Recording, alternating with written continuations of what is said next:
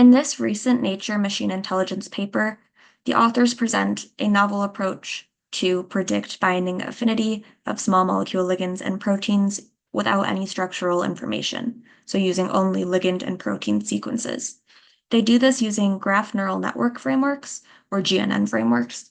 So they start with the ligand sequence as a SMILES representation, and that is embedded with its physicochemical and structural properties into a 2D graph. Likewise, the protein sequence is embedded with physicochemical properties into a separate 2D graph. Both the ligand and protein graph are passed together through 3 convolutional layers, and within a single one of those layers, the protein is broken down into coarser-grained regions and the ligand into coarse-grained functional groups. The 2 graphs are sampled with one another to predict potential interactions under reasonable physicochemical constraints, and then those interaction likelihoods are parsed into interpretable fingerprints.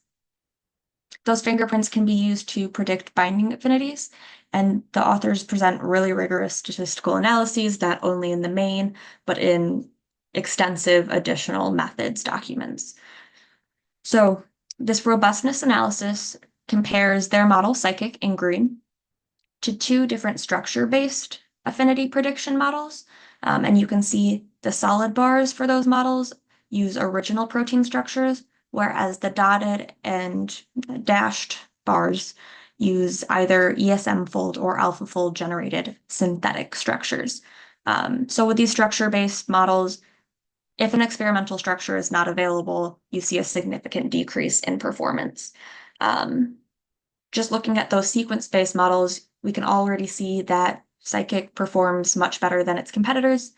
And then when we compare it to those structure-based models, especially those based on computationally generated structures, we see it is a clear winner.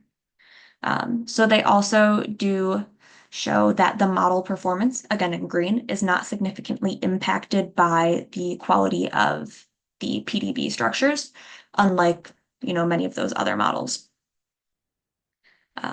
They additionally show that the model is capable of performing well with unseen data. So initially trained on this PDB bind database, they then assess the model's performance with ligands and proteins from 2 other databases and show that it is still well outperforming its competitor sequence-based models.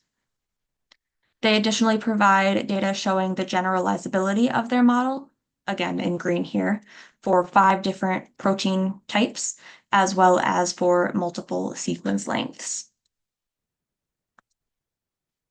They then move beyond binding affinity prediction and show that their model is able to differentiate agonists and antagonists with high accuracy. If you're interested in looking more at the interpretability of their data, it's a really interesting paper, and I highly recommend that you check it out.